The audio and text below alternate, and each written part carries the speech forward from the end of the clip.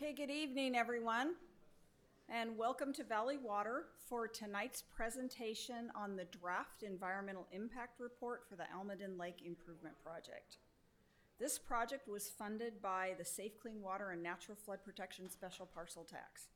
I'm Melanie Richardson. I'm the Chief Operating Officer of Watersheds here at Valley Water, and I'm going to be kicking this off today.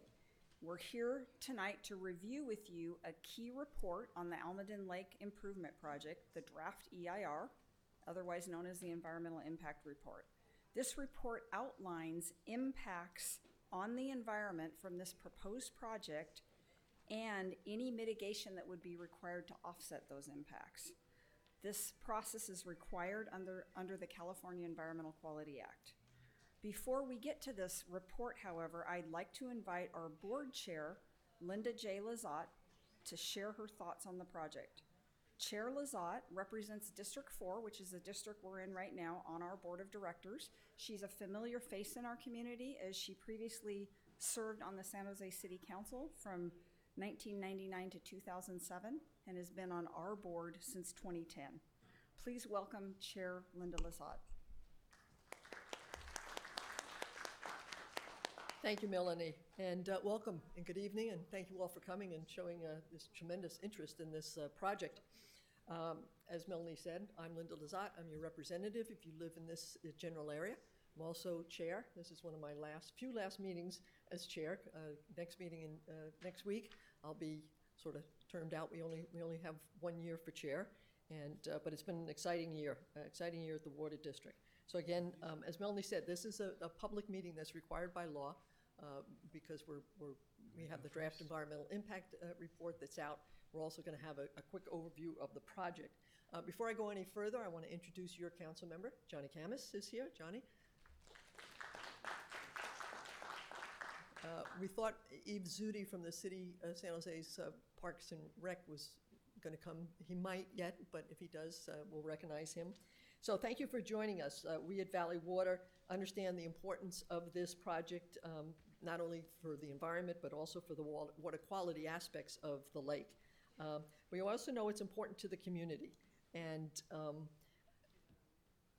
this is a very special community when it comes to this lake, and we understand that, and I understand that. Because the lake in part means so much to the community, it's always been our intent to gather as much information as we could on this project to share it with you, and we think we've done a great job. So since we first announced that we were going to address the methylmercury issues with regard to Lake Almaden in 2020, we've had over 21 meetings. That's really outstanding and absolutely outrageous for a project like this. Most of our projects don't go to 21 meetings, but like I said, it was important to me, it was important that the community know what was going on, and it was important that we get out and talk to you. So we've met with neighborhood associations, school board parent clubs, church groups, athletic organizations, service clubs. We've met with just about everybody, and we collected a great deal of input. Tonight we mark a significant milestone in the process to get the work on Almaden Lake so that our staff can present the draft environmental impact report. The report that we'll review tonight gives you the first look at staff's project and what they feel is the best design for Lake Almaden to help reduce the threat of methylizing mercury and also to improve the habitat for migrating steelhead to reach spawning areas in the Upper Guadalupe. The public will be able to comment on the draft EIR tonight in writing, or you can submit feedback anytime during the 45-day period. We will post the report to our website. This spring, the project plans will bring forward a formal the staff will bring forward a formal recommendation to the board at a public meeting again, where we will hopefully approve the project. The public is welcome to attend and share views and comments at that time as well, and it will be announced and probably sent out on Nextdoor and other ways that we have communicated with you in the past. It's a tremendous amount of work that we did to get to this point. It's really goes to the work of some of the people who are going to be presenting you today, but we really had a great team effort, and I'm sure Rochelle will give thanks to her crew. I know that our Assistant Operating Officer, Rochelle Blanc, is looking forward to sharing with you the project and how far we've come. And then after her, our Associate Water Resources Specialist, Mike Martin, will go over the draft EIR. So again, I want to thank you for coming, for showing interest in the project we're doing. And we look forward to your questions at the end of the process, if you don't mind. I'd like to get through the program, and then we have microphones set up, as you can see, to gather your questions and answer them for you. Thank you very much.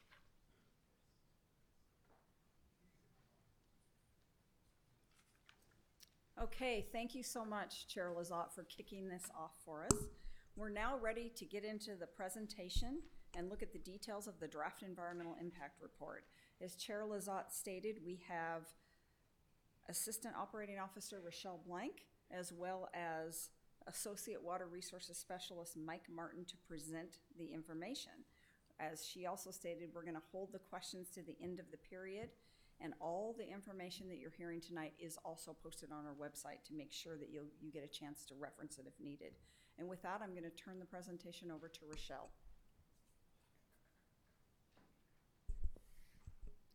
Good evening, and thank you, Melanie. Thank you, everyone, for showing up. I've been monitoring traffic on Nextdoor. We've been getting a lot of emails, so I am very highly encouraged to see the interest in this project still after many years. So tonight, again, we're going to discuss the draft environmental impact report. It's out for a 45-day public review. This public meeting is specific to that. I will go over the project, and then Mike Martin, as Melanie mentioned, will then cover more specifics on the report itself. So again, my name is Rochelle Blanc. I'm an assistant officer here at the district. I've been involved with this project directly since 2012. I have conducted many of the public meetings that have already occurred. And tonight marks the 6th formal public meeting that we've conducted since it began in February of 2012. So real quickly on the agenda for tonight, we're going to discuss the purpose of our meeting, Valley Water's mission briefly, provide some background on the project, discuss the current project schedule, provide you with a summary of the draft EIR, and discuss the next steps in our California Environmental Quality Act process, as well as how one may provide comments on the actual environmental impact report. So again, we're going to, I think I've kind of covered this already, but analyze. We have taken the highly preferred project that the community gave a lot of input to and analyzed it in what we are required legally to do, an environmental impact report. And at the end of this, or through this whole process towards the end, we're going to summarize the analysis and findings of that report and our CEQA review process. So if I can just take a moment and please ask everyone to please silence their phones, hold all questions to the end of our presentation. We will have microphones available if you wish to speak. And it's really highly preferred if any true comments on the document are provided in writing. You may also take your comment cards home if you want to go and then research the document itself and think about your comments, and then resubmit them by the date of January 27th. So a little bit about Valley Water. So Valley Water manages the integrated water resources system to provide Silicon Valley a supply of clean, reliable water, flood protection, as well as we are stewards of our creeks and ecosystems. So our mission, we do this on behalf of our Santa Clara County residents, is about 1.8 million people. We provide wholesale water and groundwater management services to local municipalities and private water retailers who deliver drinking water to homes and businesses throughout the county. This includes management of 10 dams and surface reservoirs, 3 treatment plants, a state-of-the-art water quality laboratory, and nearly 400 acres of groundwater recharge ponds, including recharge via some of our creek systems. We provide flood protection and stewardship to more than 275 miles of streams. And in 2012, voters approved the Safe Clean Water Program and Natural Flood Protection Program, which provides funds for this project through a priority known as D4 for fish habitat and passage improvements. So I'm going to go ahead and start talking a little bit more about the project itself. So the project is located in the southern portion of San Jose. Almaden Lake is part of the City of San Jose's Almaden Lake Regional Park, and it's located within what is known as the Guadalupe watershed. Valley Water is the responsible party for managing the water body and its health. The City of San Jose is a responsible party for managing the park facilities. The park is located in the southern, like I said, southern portion of San Jose. It's at the gateway of Almaden Valley, and it's bound on the west by Almaden Expressway, on the north by Coleman Road, and on the east by Winfield Boulevard. Just upstream of the lake, Alamedos Creek flows, and it flows directly into the lake. Just downstream, Alamedos flows underneath Coleman Road Bridge and is joined by a creek coming from our west called Guadalupe Creek. Just a little below that, the system then becomes the Guadalupe River. The Guadalupe watershed itself supports native fish species, especially the California coast, Central Coast steelhead. And unfortunately, naturally occurring mercury the system has experienced environmental concerns from the natural existing mercury that exists in our Guadalupe watershed, mostly because of the historic quicksilver mines that exist in the upper watershed. There were 7 mines located in that area. It's the largest mercury mine in North America, and it has leaked quite a bit of mercury through our creek systems out to San Francisco Bay. My next slide is going to show you, and I'm going to discuss a little bit, the project site and location through several points in time. So pre-1940s, the area was covered with substantial groves of oak and California sycamore trees.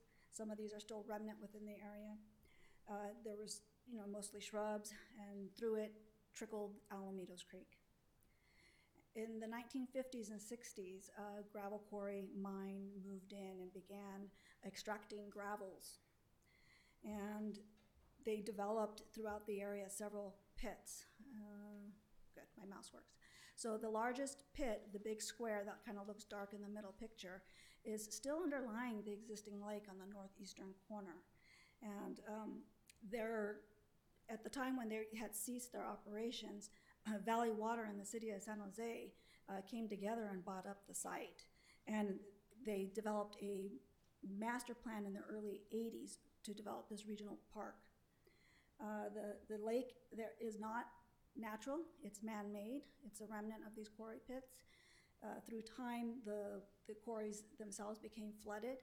High flow events eventually eroded away some of the levees that surround the main quarry pit. So the surface on top looks like one huge lake, but below remain these quarry pits. And it does not allow the system to really act naturally and for water to flow naturally below the water surface. In fact, the existing island that many see out there today is really part of the former levee, and it has very steep sides. The size of the lake itself is about 32 acres, and the size of the entire park is about 64 acres. So what we've learned today is that having a creek flow through a former quarry is disruptive to the natural creek processes, such as sediment transport, natural flushing of flows in the creek system, and riverine and riparian habitat connectivity that's been lost. The presence of mercury itself does not allow the lake to function ecologically as a lake should, and the lake further disrupts the ecological functions of the Guadalupe River as well as Alamedos Creek corridor system. The presence of mercury in the lake is seasonally converting to methylmercury and being released from Almaden Lake into the creek system downstream and into the wildlife habitat. And it has resulted in the lake being designated as an impaired water body. The creek entering the lake is cooler than the water flowing out of the lake. This is because the water warms in the lake due to its long residence time before it's released. And the lower layers of the lake itself have become depleted of oxygen during the warm summer months and resulted in some forms of algal bloom being developed, as well as the high presence of the seagulls and the geese at the site have introduced quite a bit of bacteria in the lake, which has rendered the lake difficult to have water body contact activities in. So as a result, also, the native fish utilize the Guadalupe watershed. They have to swim through the lake when they move upstream to spawning habitat, and they have to swim through the lake, the juveniles as well as the adults, when they return back to the ocean to grow. The lake body itself, so steelhead like to follow a stream flow, and when they enter the lake, they lose that pathway. They can get lost wandering in the lake for several days. The warm water is not conducive to their health. They prefer cooler waters. And this has resulted in a disruption of their migratory passage. It has resulted in potentially some declines of fish making their way up to the spawning habitat, or even juvenile making their way out. This is also because the lake is home to non-native fish known as bass. So bass outcompete the steelhead for a food source, as well as they do prey on the steelhead when they become weakened, and especially the juvenile-sized fish. So these environmental concerns are why Valley Water began studying the lake and the need to separate Alamitos Creek from the water body. So we have developed 6 objectives. Can I count? 5 objectives. One, to separate Alamitos Creek from the lake, to address the formation of methylmercury when mercury has settled at the bottom of the lake, and at the areas of the lake that are in low oxygen, a chemical process occurs where the chemical can convert to methylmercury. Methylmercury can therefore then be uptaken by the crustaceans at the bottom, the fish that eat them, and the birds that eat the fish. It builds up in their systems, and it's very harmful. It can even affect birds when they lay their eggs, and the overall impact to the habitat during the summer months is just constantly present. It bioaccumulates, it doesn't excrete from their system, and it just keeps building up.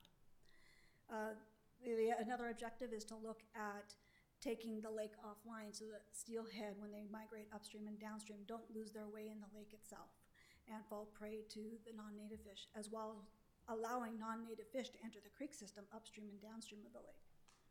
And so this project will look to improve the temperature conditions, because I said as the water sits in the lake, the large surface area heats in the sun, and that surface area is actually what flows downstream.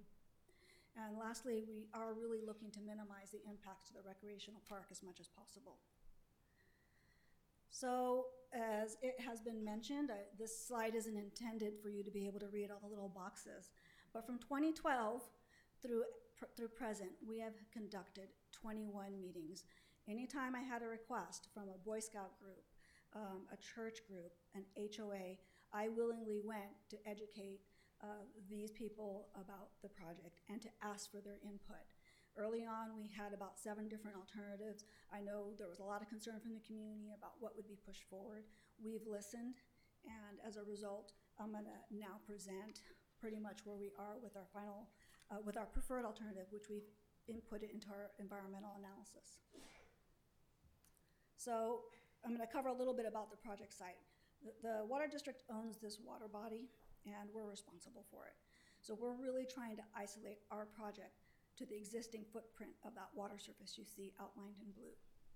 The areas that the project would have to touch are circled in purple, and it's where the new levee would have to tie into the existing grounds of the park, as well as the beach area, and only the sand portion of that beach area. This is a rendering that we had developed that shows ultimately after the project what the site would look like. We'd have to construct, our goal is to return the restored creek channel section to make sure the connectivity is whole again from Alamitos Creek to Coleman Road downstream into the Guadalupe River. It's sized to be consistent with both the upstream and downstream creek channel sections. It needs to be sized as such to be able to pass the amount of flows that come down during a 100-year storm event. In order to separate the restored creek from the lake, we do need to build a new levee. And that new levee will not be as high as the surrounding park itself.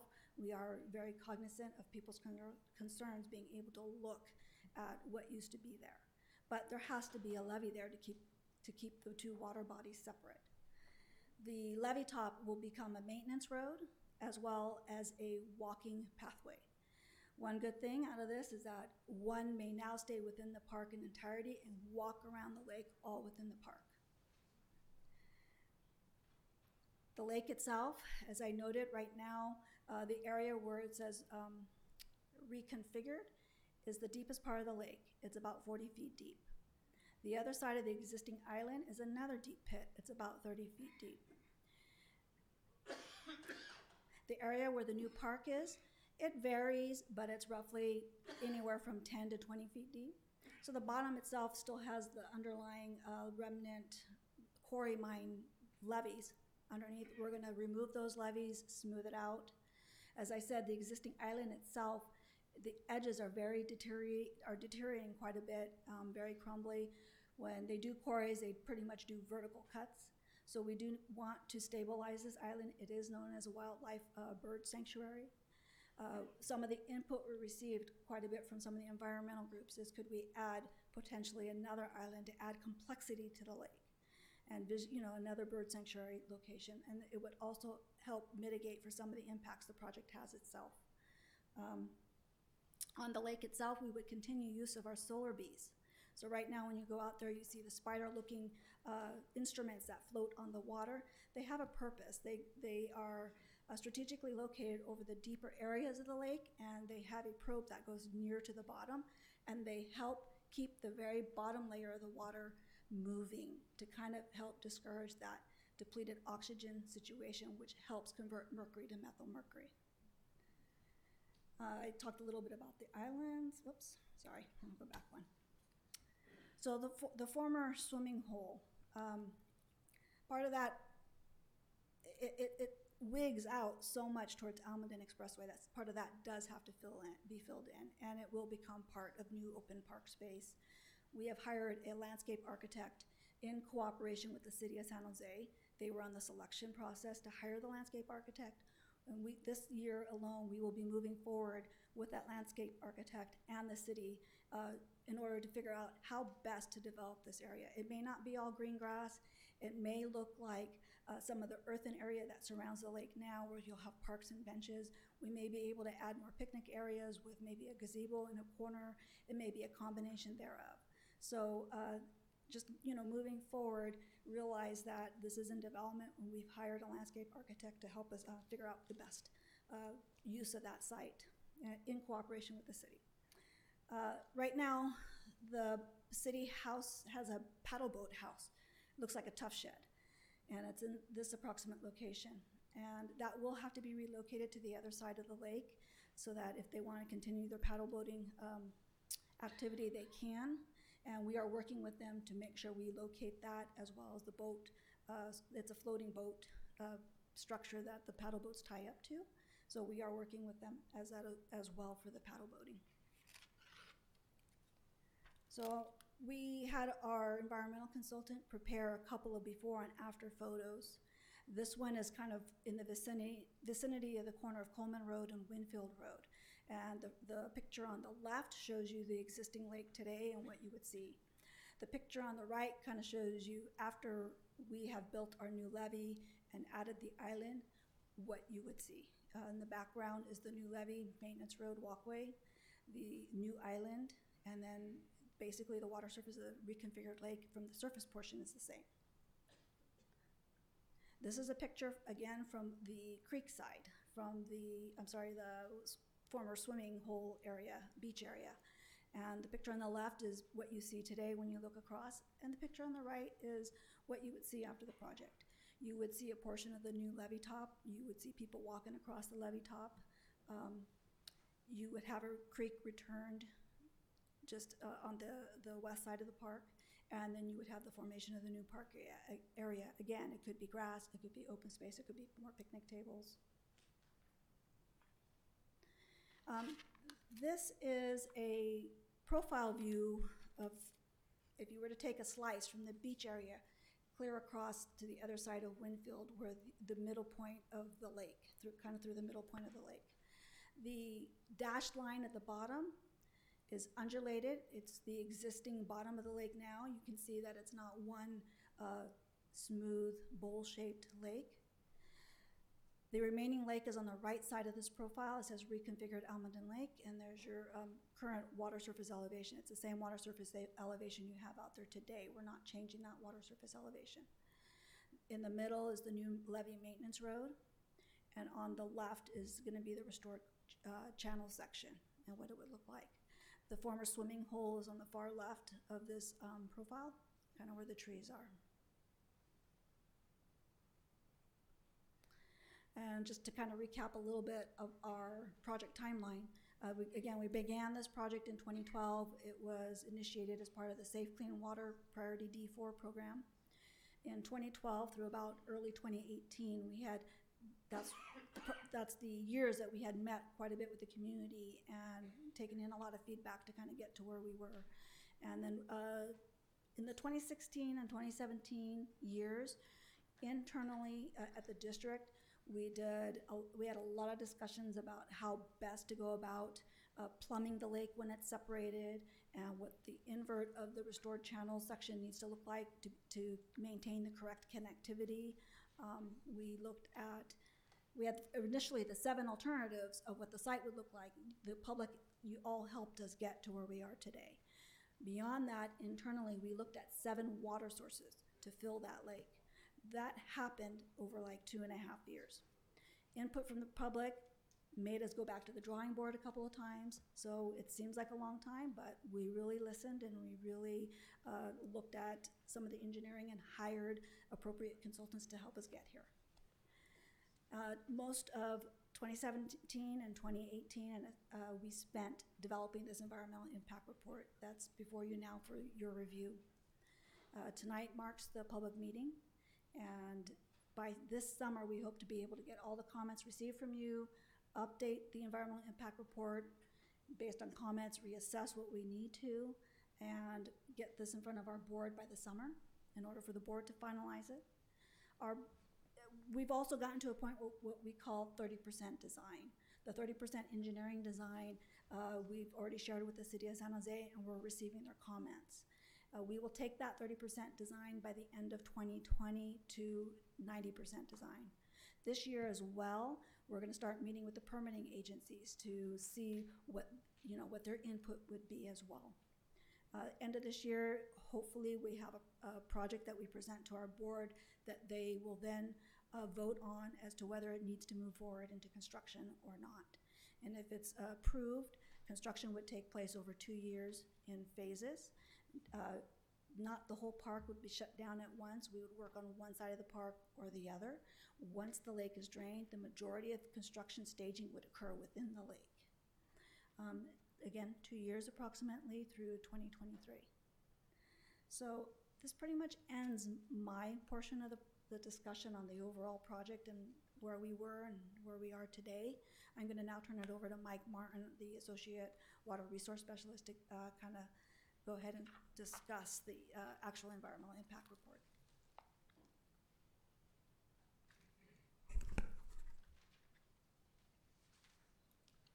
Thank you, Rochelle, and good evening, everyone. Again, my name is Mike Martin.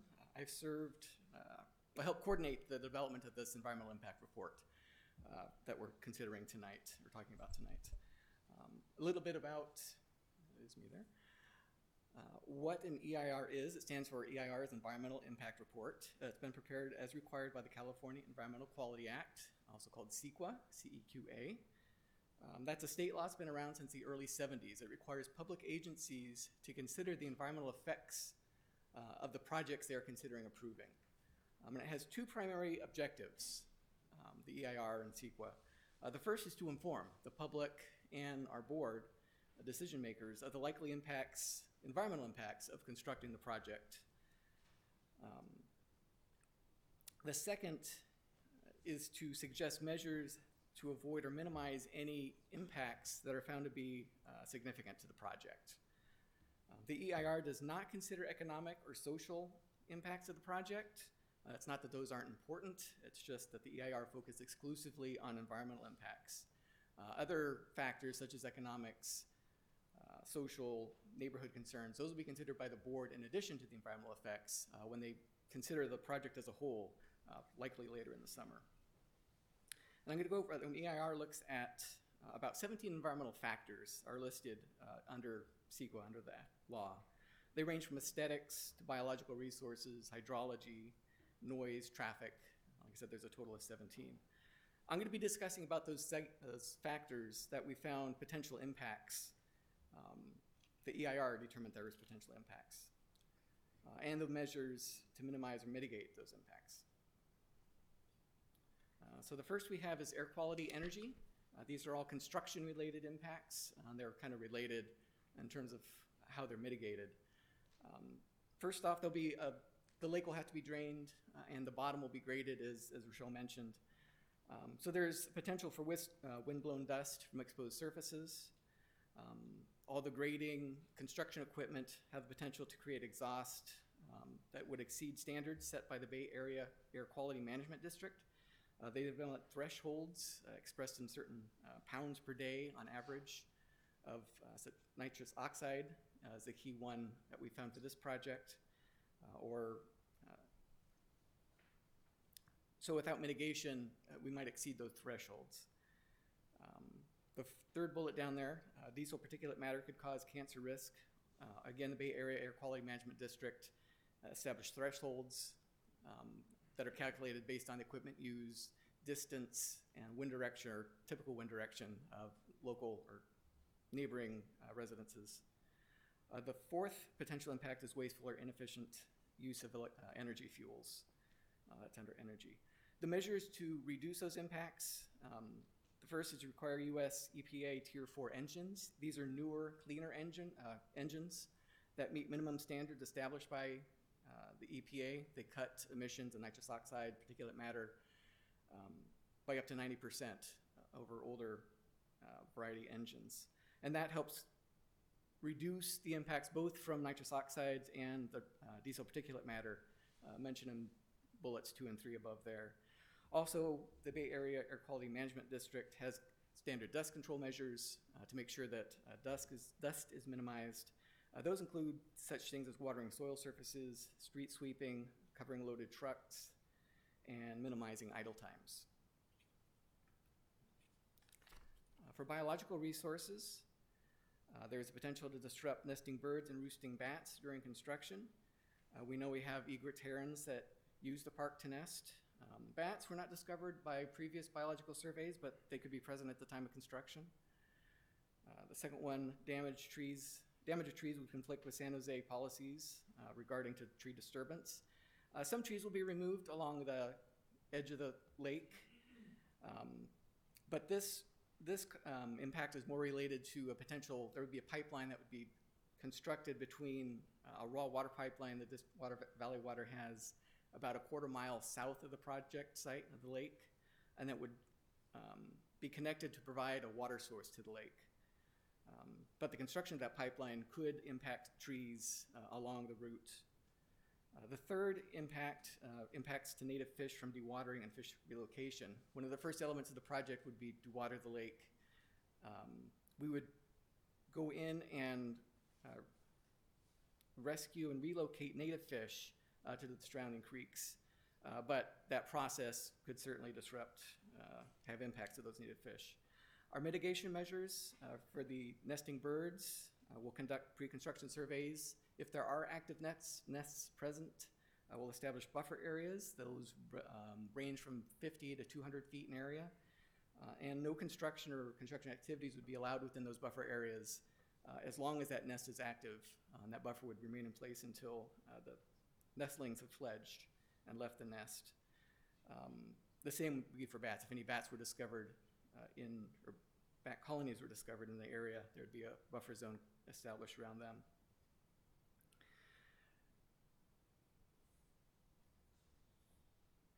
For the tree impacts, the mitigation measure, tree protection measures require a certified arborist when tree work is being done, protection measures for roots and the canopy. When the project is done, the restored channel would be revegetated, the banks of the levee would be planted. So the project will end up providing more trees than it takes out. There'll be more trees on site post-project, but we want to make sure to protect the trees during construction that would remain. And the impacts to fish, the EIR includes a long list of measures to protect native fish during that relocation effort that would need to take place at the start of the project. Post-project, it would benefit fish, especially native fish, being able to get up to those upstream spawning areas without having to navigate through the lake and the warm waters and the predatory fish that reside there. Cultural resources. Surveys were done, and there's no known cultural resources that would be impacted by the project. But there's always that potential. The site was previously a quarry, so the potential is low, but we still consider, if things were accidentally found, that would be an impact. Mitigation measures include pre-construction training of contractors, make sure they know what to look for, what might be considered a cultural resource, having monitors on site during certain grading operations, and then protocols in place up front if there are accidental discoveries of cultural resources. Hydrology, water quality. One of, like I said, the first elements of the project will be draining the lake, and that could disturb the bottom, strip the mercury-laden sediments down there. Those will be discharged to the creek. We want to make sure that we're not discharging too much to the creek. The second impact there, flood risk, constriction. Panels will be to drain the lake and separate what will be the restored lake to the restored creek. Panels will be put through the lake to separate the areas. And this is, we just want to make sure that there's adequate capacity for, if there were a heavy winter storm, provide that capacity during construction. Post-construction has been noted, the restored channel will have adequate capacity to pass the same 100-year storm that can get through today, so there won't be any change. The mitigation measures for the disturbance of the creek bottom, the lake bottom, will monitor those discharges. Once they meet a certain level, there'll be requirements to clean up that water before it's discharged to the creek. And that could be done through Baker tanks. There's various ways to capture that water, take the sediments out, and then release the remaining water. And then for the flood risk, the Valley Water and the contractor will come up with a siting and sizing for the sheet pile system. That'll be separating the creek from the lake. Make sure that's an adequate size and location to make sure there's adequate room left over for the creek to move if there are heavy winter storms that season. Noise. There will be construction equipment, construction traffic that could exceed the noise threshold criteria associated with for construction traffic. And this was based on a conservative method of assuming all the construction trucks go through on Coleman or all of them are on Winfield. That's not going to happen, but it provides a conservative way of seeing if there is an impact. The second impact is noise from a water pump station that exceed the operational noise threshold for residential uses. As I mentioned, there'll be a pipeline connecting raw water system to the lake to fill the lake. To make use of that water, Valley Water will also construct a pipeline that goes from the lake to the Alameda's percolation pond right out here next to our headquarters. That'll allow us to move that water to this site for percolation to the groundwater system. But it will take a pump to help move that water. So our mitigation measures for the pump are to make sure that's fully enclosed and insulated enough to make sure we hit that, or do not exceed, that 55 decibel nighttime limit for residential areas. And for the construction traffic, the contract will come up with a construction noise logistics plan, make sure those trucks are spaced in time and in space to make sure we don't have greater than a 10 decibel increase over existing conditions. That's the City of San Jose standard for noise impacts. And our last impact, aesthetics. And this is our one impact that we consider significant and unavoidable, meaning that there aren't mitigation measures available to reduce this impact to a less than significant level. The project will require the lake to be a construction area, essentially, for a couple of years. And it's not going to be as pretty as it is today. We will do there are certain measures we'll take, such as fencing the construction site, try to minimize those views of the construction area. And once the project is done, like I said, it'll be restored, plantings will be restored in the creek channel, along the levee, the new park area. But it'll take us some time for those plants to become established and bring back the park feeling that is there today. There'll be an attempt to add some larger vegetation if it's possible to kind of jumpstart that process. But restoration plantings often are smaller and they do take some time to reestablish. So during the construction period and a few years after, it'll take some time for the park to come back to be more like a park-like setting. So those are the impacts identified in the EIR. This is identifies our kind of process under the law. Back in 2014, we released a notice of preparation. That's kind of the kickoff to the CEQA process, to the EIR process. As Rochelle noted, it took some time to get to this point today, where we released the draft EIR in December.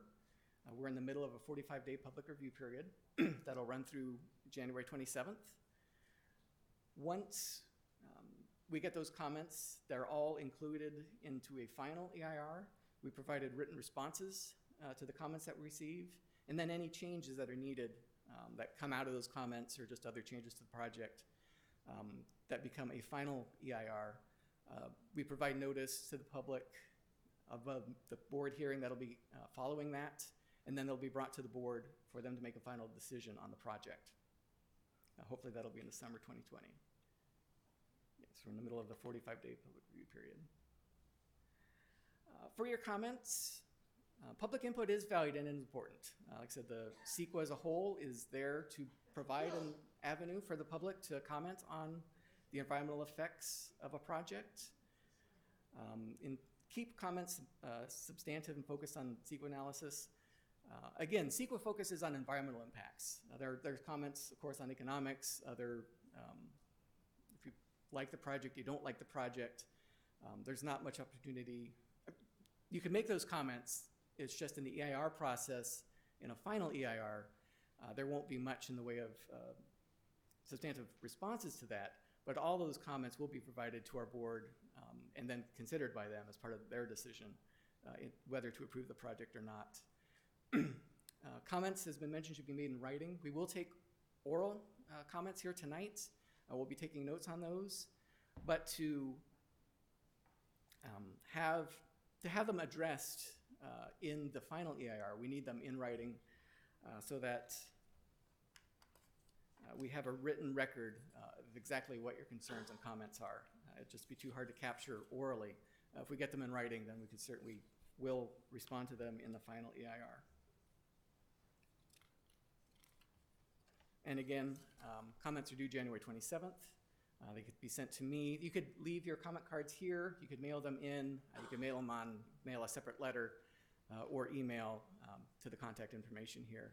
And again, we look for your contact information so that we could give you notice when that final EIR is ready and when this project is to be brought to the board. So you have an opportunity to review that final EIR, see what the responses are, and then be prepared for the final hearing that will be at the board. Now we go to questions. Let me figure out how we're going to handle this. Do we have a... We have a mic here.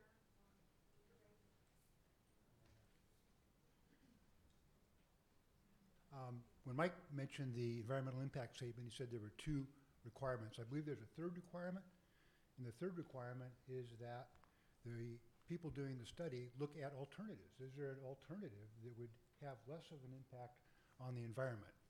And I don't think that's actually happened in the way this report is put together. There's only one alternative presented. That alternative is to separate the lake from the creek, and that's been the water district's plan all along.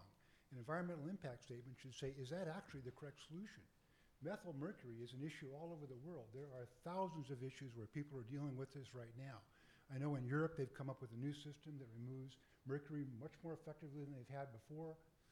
So I think that a proper environmental impact statement needs to identify not the separation of the creek and the lake as the problem, that's a solution. You need to look at other solutions. So other solutions could be going in and capping the lake, putting in some new equipment, but there's got to be solutions that aren't focused just on the relatively low-tech solution of separating the two. There are many fish going in and out of lakes all over the world. It seems to work pretty well for them. And I think that a robust environmental impact statement needs to kind of go back to page 1 and look at how do we actually deal with the key issues. Because even in your report here, when you summarize what you're going to do, your only solution you've fixed on that second paragraph is to improve conditions in the lake for fish. Are we gonna give up half of our lake to improve so the steelhead can make it up faster to the stream? That makes no sense. Please take a robust look at alternatives before we spend all this money and remove this lake that so many people love. Thank you for coming. I would just also suggest if you submit these comments in writing, submit in writing. If you have other alternatives you'd like to be considered, that would be very helpful to be part of that analysis.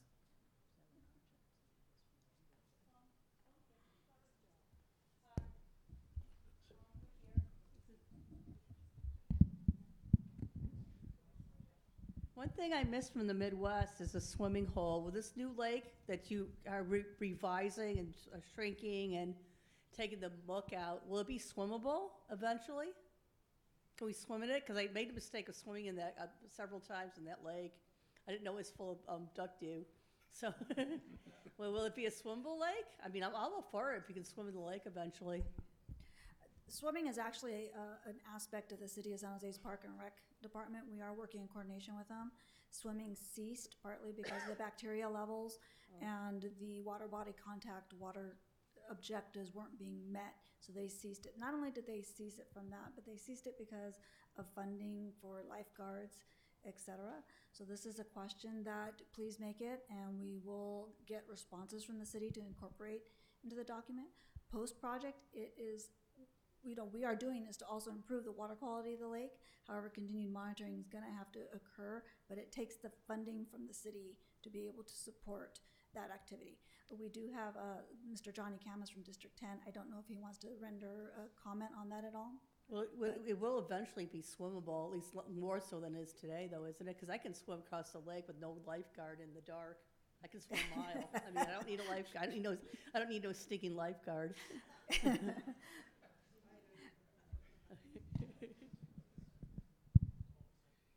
Well, when I first came into office, we were actually closing the lake down more than 3 days a week, and so there wasn't enough financial,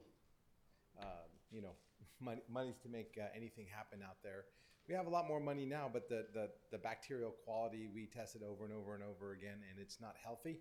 You don't want to swallow that water. I don't know who was it that's already swimming in the lake. Did she say she was swimming in the lake? I don't advise it. There's a lot of bird poop. I don't know. I wouldn't swallow that water if I were you. So no, I don't. If they do clean it up, then there might be an opportunity, but that's years away, and I don't know what the budget's going to be like then, and I'll be out of office then as well. So.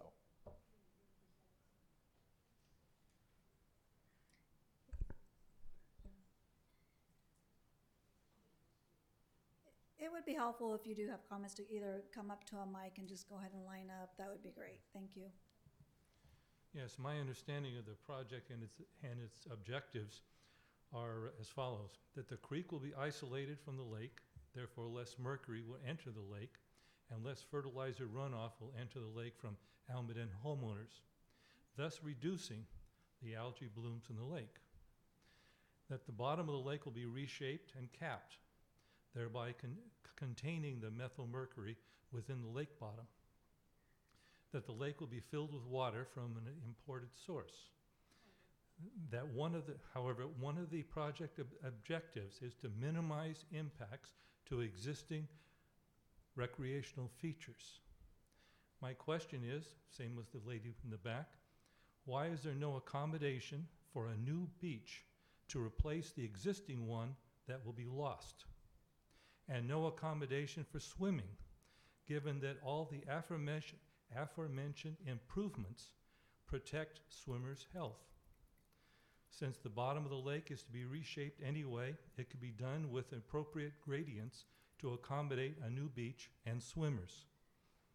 Although swimming at the lake is a City of San Jose responsibility, maybe there should be some focus on the Valley Water District. Thank you for your kind attention. Great, thank you. I brought up the rendering as well as I'm going to bring up this photo. On the west side of the park in the area, I'm circling with my mouse at this location. It's in the same location. There is an area that could serve as a beach. There is sand there. I think at one point it did serve as a small entering location. There's still opportunity for the city to then pursue, should the water quality tests consistently show to meet the water body contact requirements, and the city identifies funds to reinstigate lifeguards. There is a location in this vicinity for that to return. Is the lake being designed such that it would... Hi. Is the lake being designed so that it would guarantee or at least steer it towards the ability to have clean enough water to swim? Or is the swimming just an afterthought that sounds good for right now? Again, this project's objectives, which are clearly identified, do not include recreational swimming as part of the project purpose. But everything we are doing to the lake will improve the water quality from what it is today. Discouraging the seagulls and the geese, though, become a challenge, and if they continue to come out here, even though we're putting a new island, I don't know how many people really drive by the lake during the day and see the amount of seagulls that can be just perched out there entirely on top of the entire water surface. We're adding this island to kind of help discourage those seagulls, hopefully. The number of solar bees that will then also be part of the surface to also help discourage the presence of the seagulls. Geese, there are deterrents available, and I think the city has instigated quite a few of them, and I think it has helped with the geese population, but we just need to test the water and see how well it can meet that water quality standard. The city also has to identify that funding source. Can you say something about the source of the water for this lake? Is this drinking water, and approximately how much water needs to flow into the lake? Is that to keep it from stagnating? Yeah, the water source would be from our raw water pipeline, like I said, about a quarter mile north or south of the lake. It's water mostly from imported water sources, so it's mostly coming from San Luis Reservoir and the delta before that. It can be mixed with Anderson Reservoir water or Calero water. There's some connections there, but mostly it would be imported water from the delta via San Luis Reservoir. A water quality analysis was done that determined that 7.5 CFS cubic feet per second would be the ideal flushing amount, volume, to keep water quality in good shape.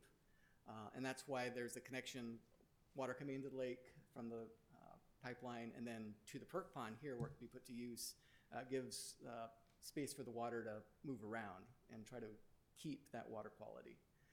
We just won't be able to ensure that there's always the supply available from the imported side, or that there's capacity in our percolation pond to take that water from the lake. So the 7.5 CFS is the ideal number that we'll target, but we won't always be able to necessarily hit that. But it is drinking water. I mean, you currently call it drink. It would be. It's sent to treatment plants where it's treated and then becomes drinking water. So this itself, it's considered raw water from the delta. Okay, thank you. I'd like to add a little bit about that. So right now, the Almaden Valley Pipeline has a turnout with a direct connection to this creek. And the water is sometimes sent straight to the creek. We try to recapture it through the creek system, through our Alameda's drop structure flashboard dam operation, to send it to the same percolation pond the Almaden Lake water will be sending it to. One of the benefits is when we send it directly to the creek, there is opportunity for that imported water, which we're securing, to flow down to the bay if it isn't completely diverted to the perk pond from the creek system. By putting it into Almaden Lake, it helps diminish that loss to the bay for our drinking water. It goes straight to the perk pond. That perk pond water is recharging our groundwater basin, which is being pumped for your drinking water. So I just kind of want to emphasize that that was taken into account and thought about. Also, that the water input into the lake is mostly going to occur during the summer months when that exchange needs to happen because of the heat. During the winter months, that exchange can be less because it's cooler water, and you have less opportunity for the layers of the lake to affect the quality. Yes. Before me, there was a woman at the back. Table's been trying to be recognized.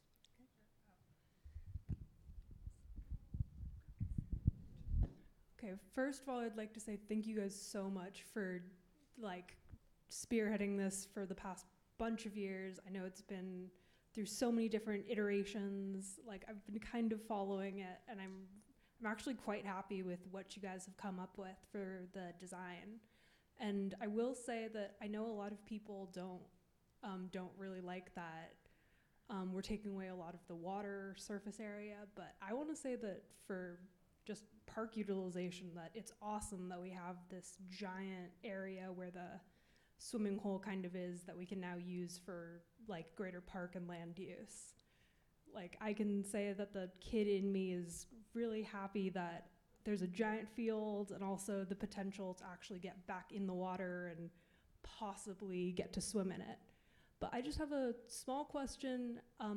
So just with the redesign of the lake size, does that require the, I guess, building of any more bridges, like most notably like on the, I guess, right side of your diagram, or does that just utilize the ones already in place? It will utilize existing bridges in place. So there was an existing park crossing at the south end of the park site itself.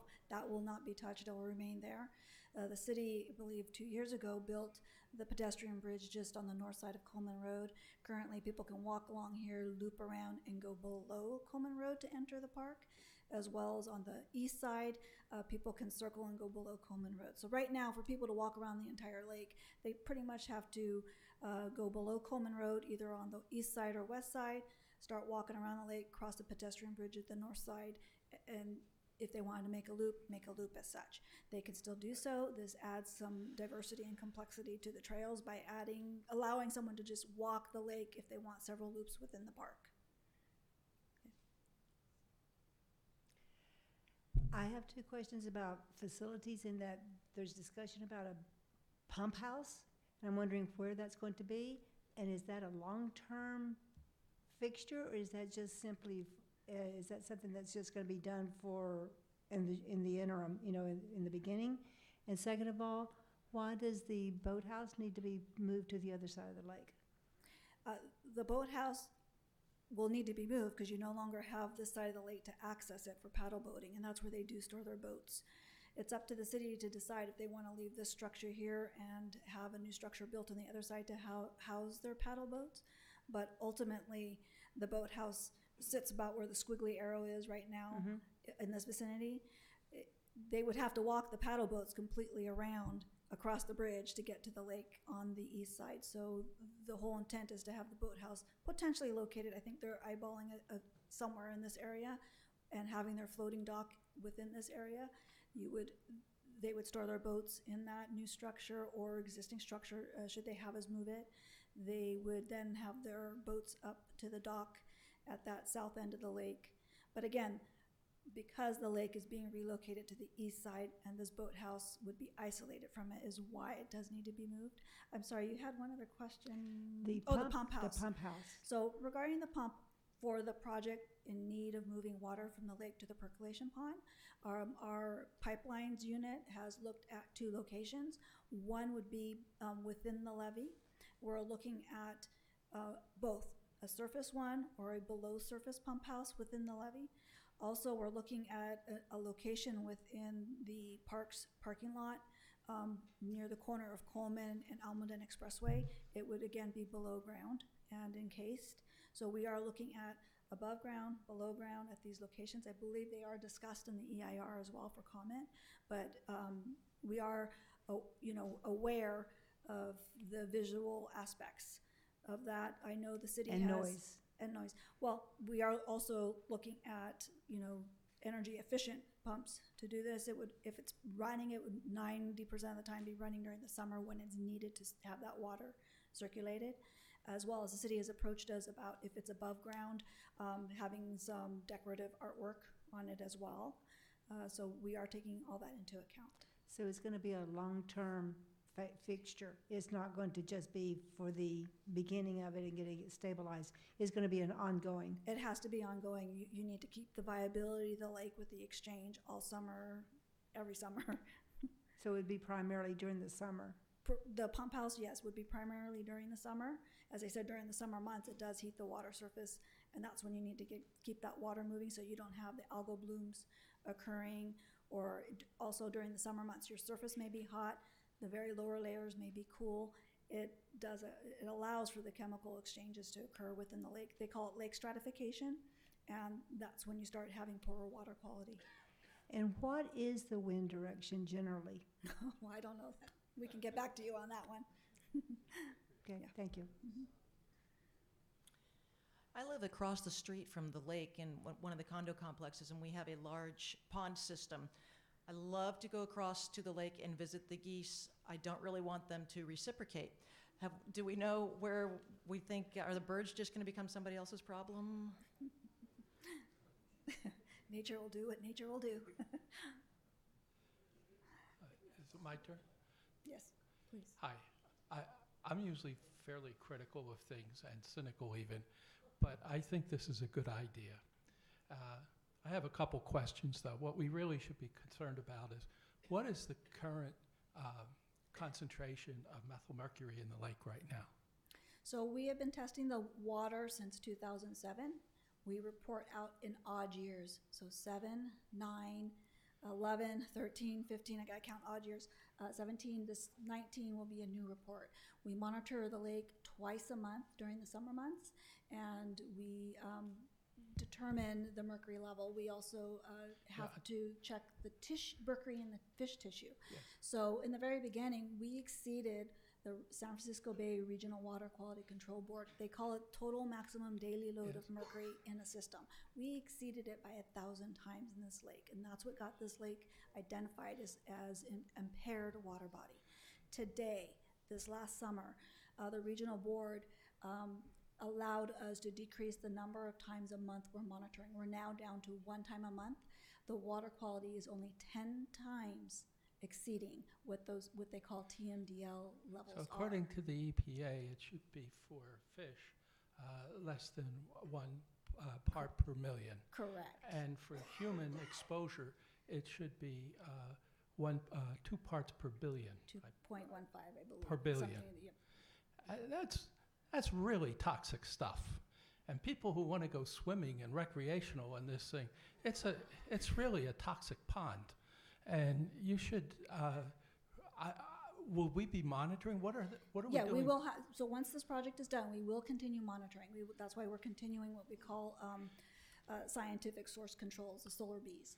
We will continue the solar bee use, we will continue monitoring, we will continue reporting to You're the regional way board. outside of spec now. Is it going to be in spec? In other words, will you bring those concentrations of meth? Because that's what everybody in the room and the valley should be concerned Correct. about. It's going to be a reset. We will have a 2.5 layer of appropriate material capping the bottom once it's regraded.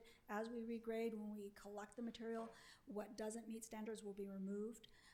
It'll be a reset. That's why we're very cautious. What's your target number? Oh, it's the San Francisco Bay Regional Water Quality Control Board's TMDL numbers. They measure the water column as well as the mercury content in fish, which you quoted. So those are our target numbers. It'd be nice to see a regular reporting of the actual numbers. It's on our website. That's what causes cancer and causes people to get ill. And there is signage around the entire park regarding mercury and do not eat the fish. That will continue. Okay. Anything to do to help clean up this mess, it would be appreciated. Thanks.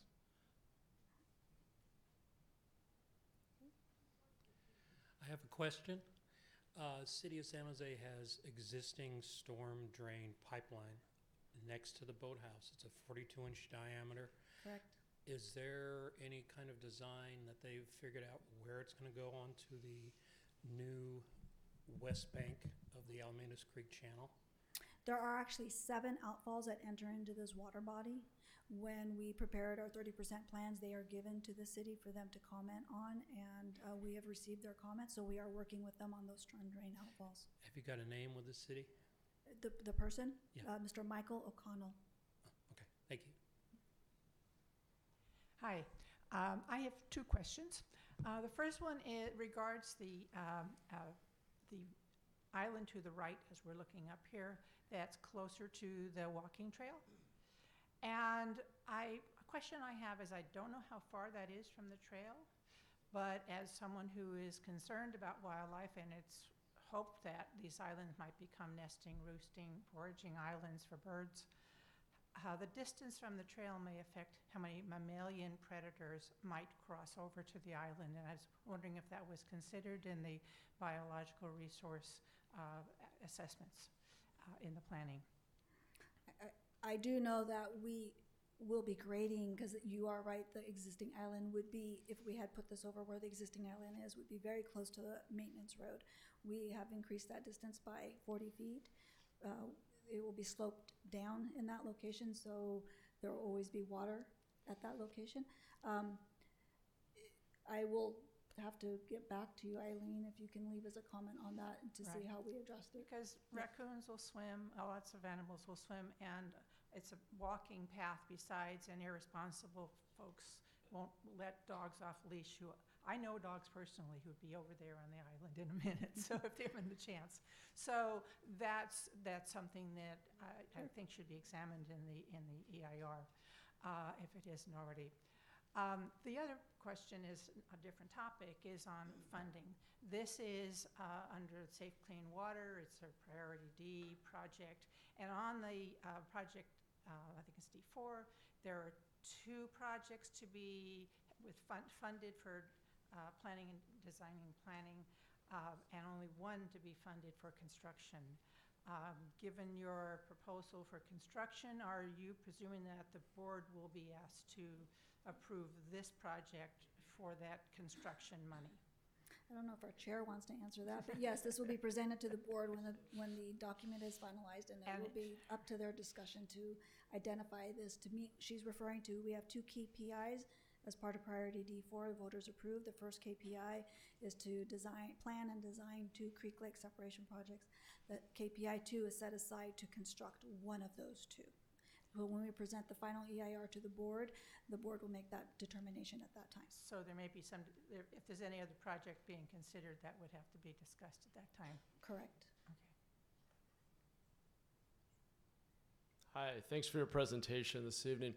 I had 2 questions, and they may be more appropriate for the city because they have to do with recreational use. But one was, I was wondering if there's been any discussion of the potential for a public pool to replace this desire to swim, maybe a safer alternative in the park space, and whether or not that would be something for the city to be focused on.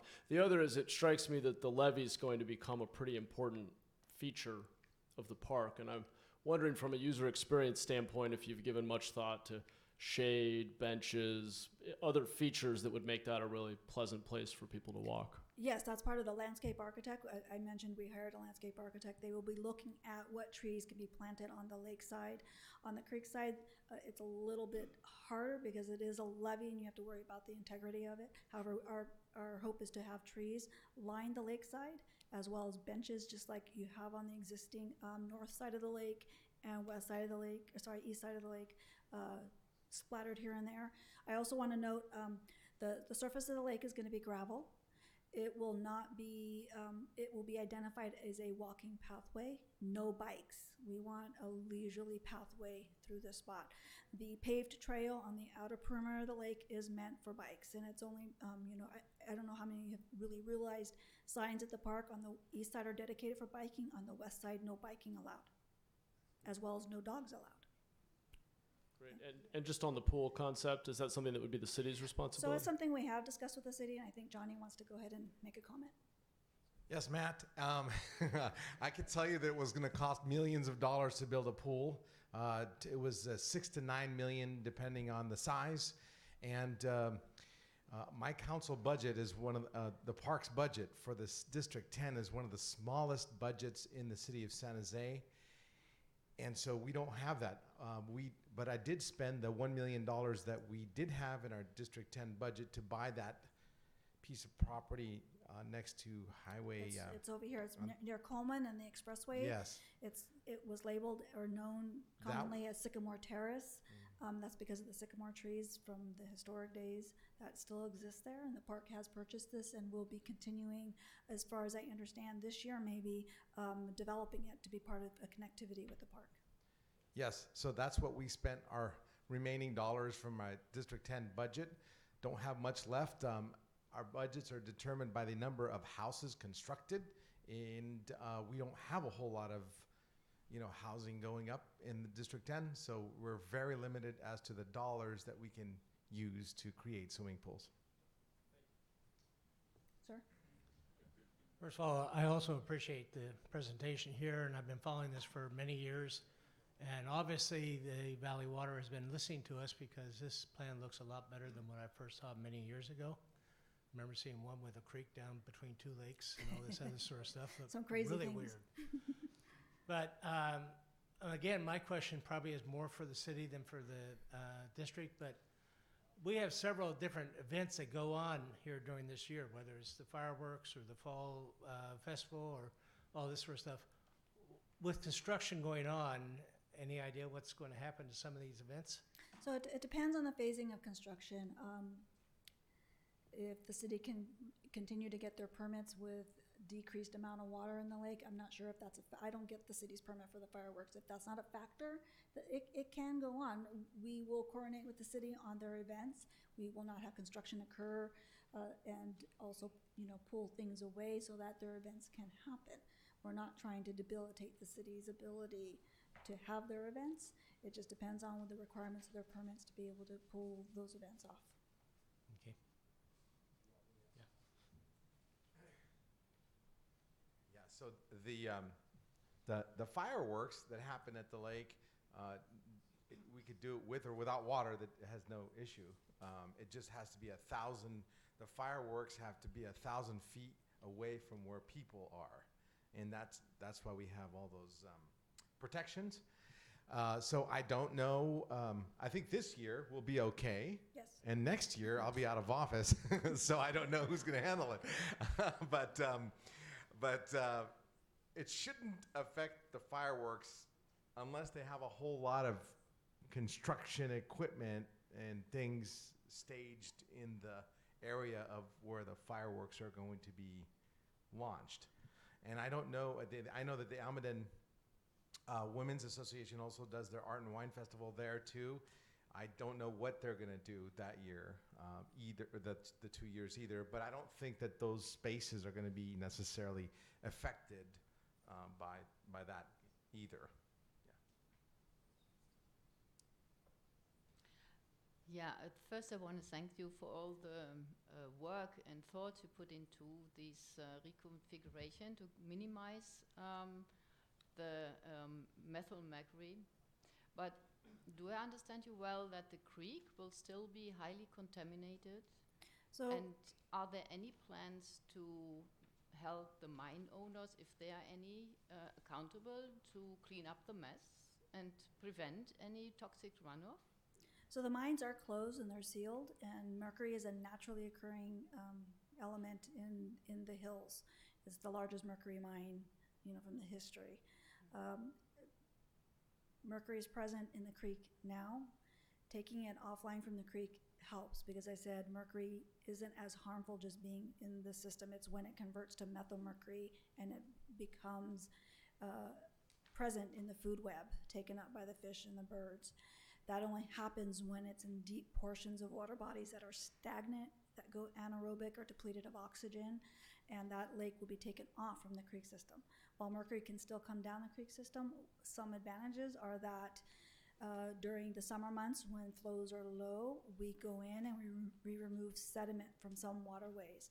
When we remove that sediment, it could be laden with the mercury, and we are in fact able now to reach it and remove it. Versus in the lake today, we cannot go in the lake and remove that sediment. So the toxic runoff can't be limited It's from not, the mines? It's not only from the mines, it's from the atmosphere. Believe it or not, a lot of the mercury introduced into our water bodies, our reservoirs and other water bodies in the United States are from the atmosphere as well. So then the lake, after some time, will be contaminated again? No, that's why we're introducing the source, continuing with the solar bees. It'll be a reset. The water we're using has much lower levels than the direct creek input water. As well as now that it's offline, we can then further explore other techniques such as oxygenation in the system to help deter the formation of methylmercury. Since it's offline and it could become home again to non-native fish, we can explore those other methods and means because it's not encouraging those native fish to prey on steelhead since it's offline. Okay, thank you. Mike, actually, Mike. I was just going to add to that a little bit. There have been another number of projects upstream by the county, by Valley Water, by Mid-Peninsula Open Space District that own properties and the former mines up there to remove and reduce the tailings that are out there. So there have been efforts to reduce mercury getting into the system, but as noted, it is a naturally occurring element, especially in this area, so it can't be stopped, but there have been efforts to reduce it.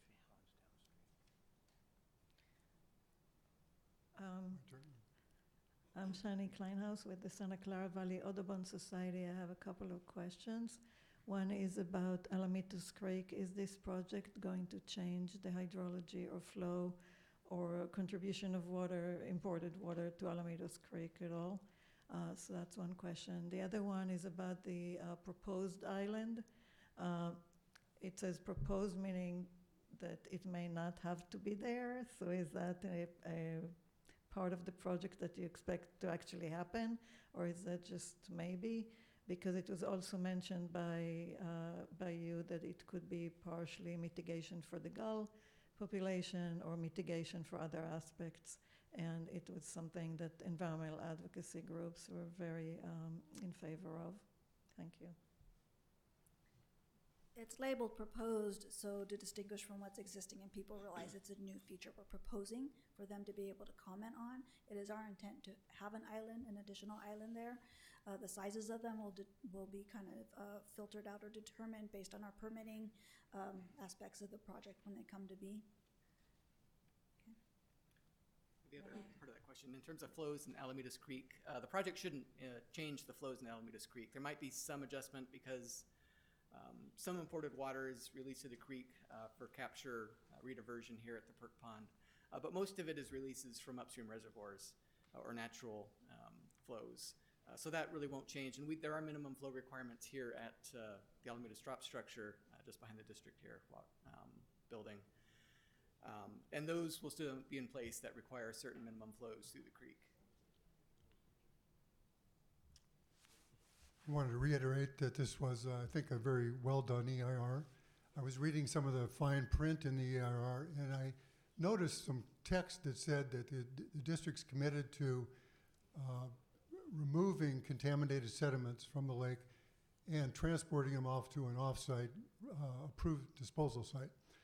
That surprised me a little bit because I sort of thought maybe that was a major expense that you were trying to avoid with this project. But since you're doing that expense anyway, it brought me back to a question years ago where I first heard about the alternatives, and I was wondering why the district did not consider an alternative of putting a floating barge on the lake and dredging these exact same sediments out slowly to vehicles and transporting them just as you plan to do anyway. And the reason I was interested in that alternative is that that would be an alternative that would salvage the existing surface area of the lake. And I appreciate the comments I heard tonight about the fish getting lost and not liking the warm water. And if you could go back to the previous slide that says project site, if you look on the more or less 4 o'clock area, there's somewhat of a vestige of a channel there already. And I think that channel could be extended at relatively low cost to help the wayward steelhead find their way to the cooler water. I'm not saying that I'm an expert on this, but I think it's an alternative that I would have liked to seen in the EIR. And the very first speaker tonight mentioned that there was only really one alternative originally proposed, and I had the exact same feeling. That's all. Thank you. Yeah, I got a couple of questions on cost. Currently, the water that flows into the lake from, I assume it flows down from Calero Reservoir, is that correct? Yes, as well as Almaden Reservoir. Yeah, Colorado and Almaden. so is there a cost factor for that water? Is it free for us going into the lake currently? The district has water rights at Calero Reservoir and Anderson Reservoir that allow us to capture, it's in the range of 3,000, 5,000 acre feet a year during the winter months. And then those are released during the spring and summer months for percolation within the stream channel itself or rediverted into the percolation pond here. So currently that lake is free to fill? Yes. Is that right? you would say I'm that. asking, I Yes, don't know, yes. I'm asking. So when we divert the current free water away from that lake and we pipe it in, what's the cost factor for that per year? The changes, we'll be using imported water, which is another source we use for treatment or for percolation, into the lake as a source. And then it will be moved to the percolation pond, so it'll still be used for groundwater recharge. So Understood. The yeah. usage of it is not in question. The question is, what does it cost us in terms of dollars? Are we going to have to pay? Are we going to have to buy that water from the pipeline now? Well, the pipeline, like the Valley Water, it's imported water that we pay for, no matter how we use it.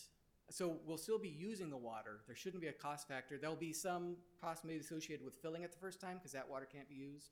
But other than that, water coming into the lake should still be used in ways that Valley Water would normally use it. So I guess to take it one step further, in drought years or in economic downturn years where there isn't money to pay for it or the water is scarcer, are they going to dry the lake up?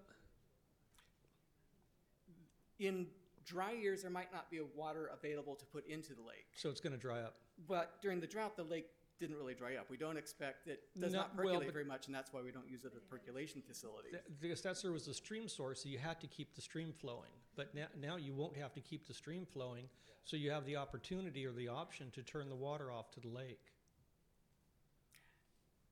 That could happen at times, but as in 2014, 2015, when Alameda's Creek went dry, the lake did not dry up. But that's a different scenario with different set of circumstances. That Los Alamitos Creek you had to pump water into it to keep the fish alive and to keep the birds. In the drought years, no, the creek was dry. From Calero?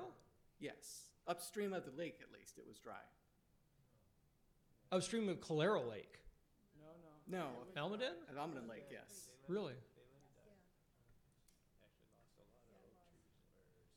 Okay, that was my question. I'm just curious as to what the thoughts are and the plans are. Can we, if we have to pay for it, can we keep it full?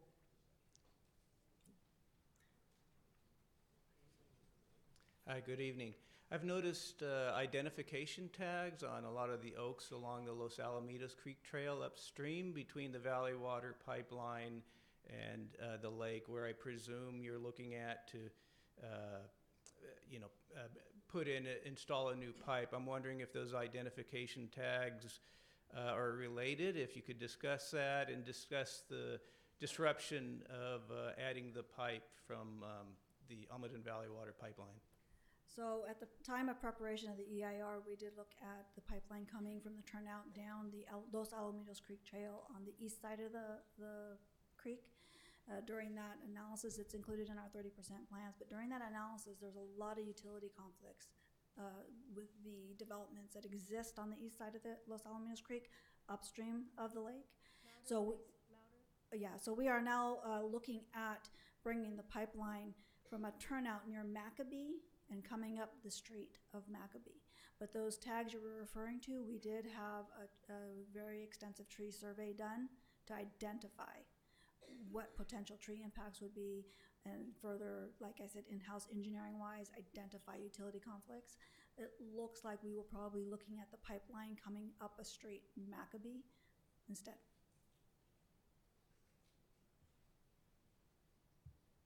Okay, I do have a cost question too. It looks like you've estimated the cost of construction if this project moves forward at $36 million. So I just have two questions. Number one is, do you already have that $36 million? And number two, how confident are you that the project would be completed with reforestation, the whole thing? We wouldn't stop and say we need more money. So we have identified the dollars in the KPI for construction.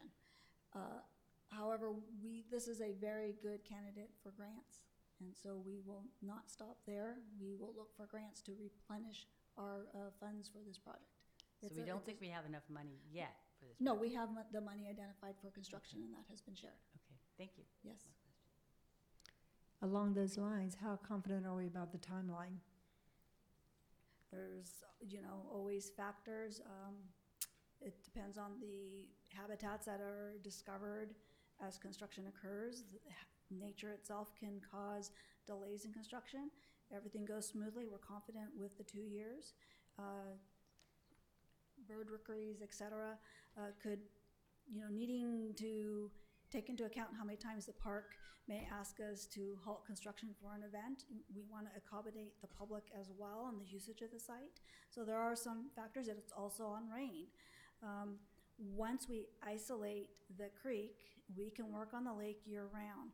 Working in creek systems, we have a definite window, June through October. However, in this situation, we can work on that lake year-round, but if there's enough significant, we have a really high-level rainy season, construction doesn't occur in the rain. It's, kind of weather dependent and wildlife dependent. And what are the planned days and hours of construction? It's 8 to 5. Yeah, I'm sorry, we would have to look at it, but it's in the EIR. I believe it's 8 to 5 only Monday through Friday, and not holidays and not weekends. Thank you. Mhm. Here. During construction, as you drain the lake and reshape the bottom, you did address the resultant dust. However, won't much of the dust be contaminated with that nasty methyl mercury that you'll be breathing, and therefore being more of a problem than ordinary particulate contamination? So on the onset of draining this, the surface materials are going to be very mucky. The bottom of lakes are usually full of a lot of fluff and muck. We will be treating them to solidify it, to be able to remove them. Those are the layers that we expect to have the higher mercury content. The rest of the dust will come just from movement. We will have best management and construction practices in place to keep them wet to kind of control the dust. That's part of what the EIR looks at with the mitigation requirements. Do you have anything to add?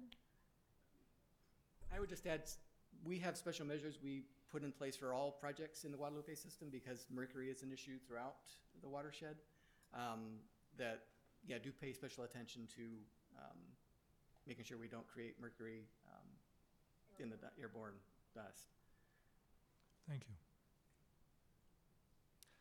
So I have a question about the water north of Coleman Bridge and to the dam.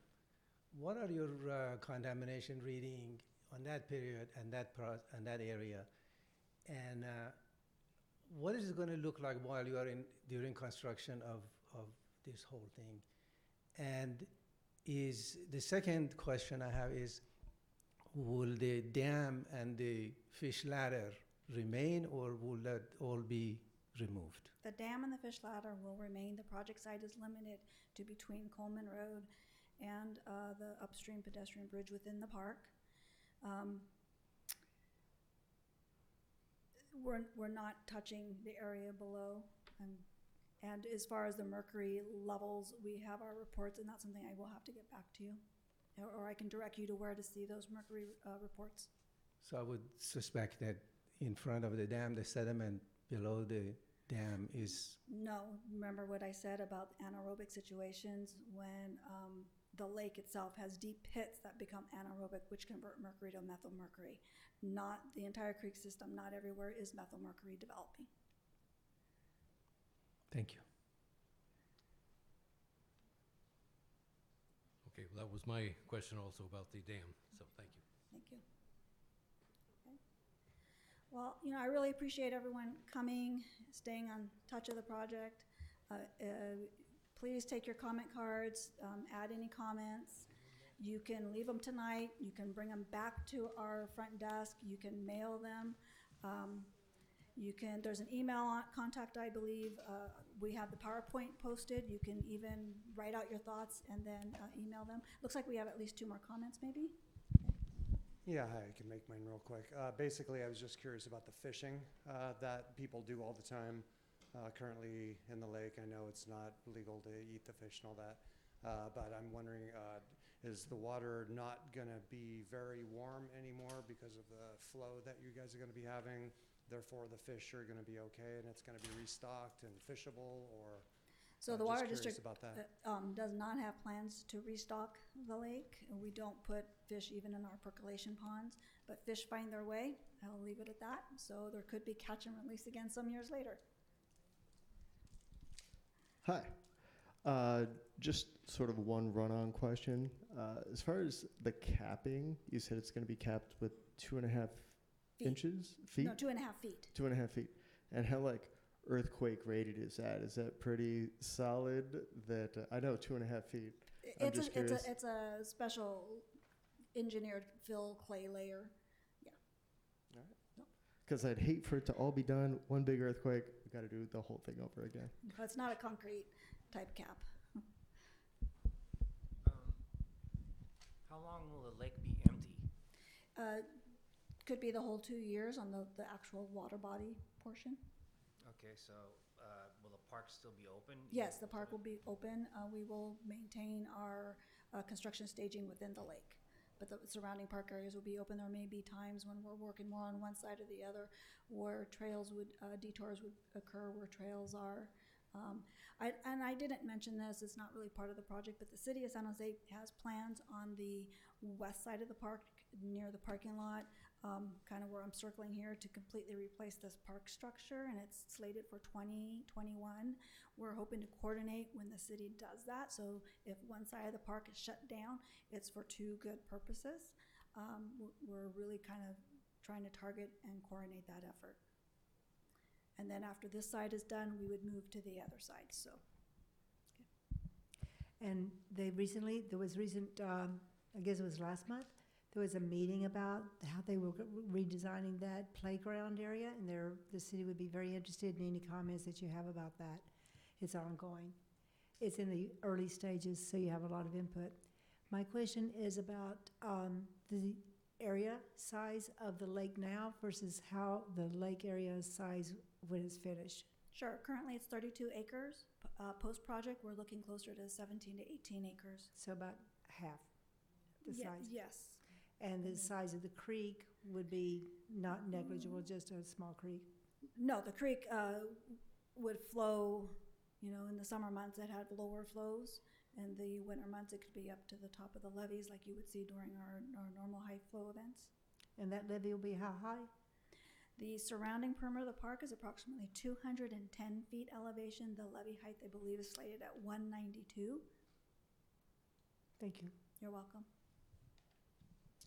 You said earlier, if I heard you correctly, that the methyl mercury was decreased by 100-fold so far? Correct. It was at about 1,000 times the TMDLs. Currently today, it's about 10 times. So, and how was that achieved? Through the solar bees. Through the solar bees being able to aerate the bottom of the lakes strategically as they're located, and through source control from upstream sources. As Mike mentioned, we've addressed Jack Gulch and removed active mines from along the creek channels.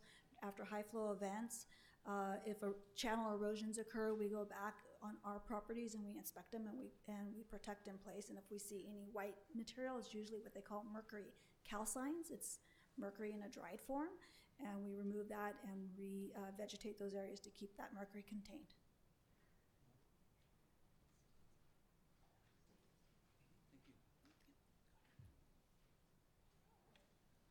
Okay, well, it looks like the meeting's coming to an end, and I guess I'll just give one last chance for any questions, or I see people starting to leave. So I wanted to really thank everybody for turning out. We had a great turnout, and I think a lot of really good questions that are going to help us to wrap up this EIR. I really appreciate you guys taking your evening and coming and giving you this feedback.